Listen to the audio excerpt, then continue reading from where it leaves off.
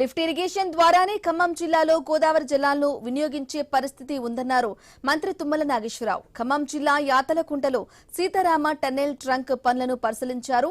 అనంతరం అధికారులతో సమీక్ష నిర్వహించి పనుల పురోగతిపై ఆరా తీశారు.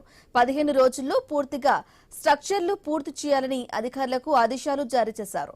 గోదావరి జలాలను ఖమ్మం జిల్లాలకు అందించడమే ప్రభుత్వ లక్ష్యమని స్పష్టం చేశారు. గత ప్రభుత్వం యాతలకుంట టన్నెల్ పనులను పట్టించుకోలేదని విమర్శించారు. ఈ ఏడాది సాగర్ జలాలు ఆలస్యమైనప్పటికీ ఖమ్మం జిల్లాలో 10 లక్షల ఎకరాలకు సాగునీరు అందిస్తామని మంత్రి తుమ్మల ధీమా వ్యక్తం చేశారు.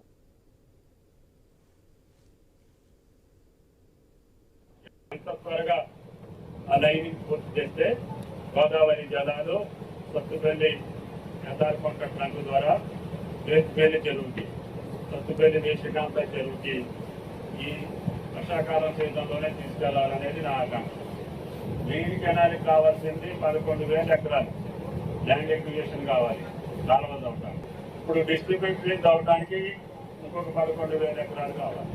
ఇప్పుడు డిస్ట్రిబ్యూటరీని కూడా ముఖ్యమంత్రి గారు మొన్న రివైజ్ అప్రూవల్ చేయడం వలన 3,300 కోట్లు డిస్ట్రిబ్యూటరీస్ అంతకుముందు ల్యాండ్ ఎక్విజిషన్ చేయలేదు, పైసలు ఇవ్వలేదు, ఎస్టిమేట్స్ కూడా వేయలేదు. మనం మెయిన్ కెనాల్ వరకు ఇప్పుడు 100 కిలోమీటర్ల వరకు మీరు అర్జెంటుగా పీడల ఛానల్ తవ్వమని చెప్పాం.